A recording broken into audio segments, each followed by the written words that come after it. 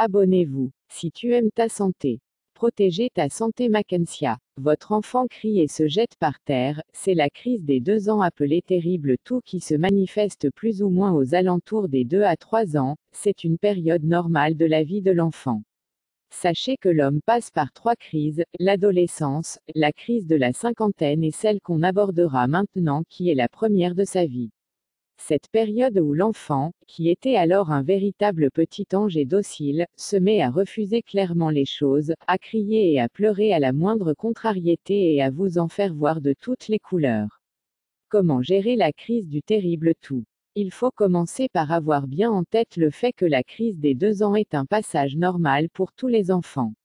C'est vrai que cela est usant pour les parents, d'autant plus pour les mamans car dans la plupart des cas, l'enfant fait de sa maman sa figure d'attachement.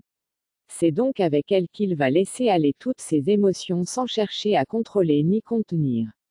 Avis à toutes les mamans, déculpabilisez-vous et ne tenez aucunement compte des messages accusateurs tels que « avec moi tout se passe toujours bien » ou encore « tu t'y prends vraiment mal ». Car en réalité, les mamans n'y peuvent rien. Écoutez, mettez-vous à hauteur de votre enfant, prenez-le dans vos bras, serrez-le contre vous, dites-lui que vous comprenez son mécontentement et que vous êtes à ses côtés. L'enfant obtient votre attention et se sent en confiance pour exprimer la cause de son mal-être. De garder son calme. Plus facile à dire qu'à faire.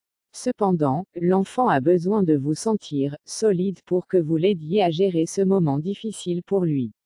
Le fait de vous voir calme va d'autant plus l'inciter à retrouver son calme. 3. Accueillir sa crise avec empathie. Faites preuve d'empathie envers lui.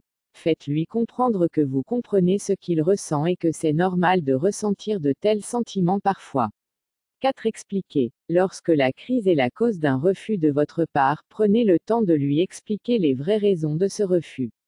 Dites-lui toujours la vérité en prenant votre temps. 5. Donnez-lui la possibilité d'exprimer sa crise. Si la crise se manifeste chez vous, vous pouvez lui proposer de taper dans un coussin pour relâcher les tensions. D'une manière générale, votre enfant a besoin de vous sentir de son côté, il a besoin de votre soutien car pour lui aussi c'est un mauvais moment à passer.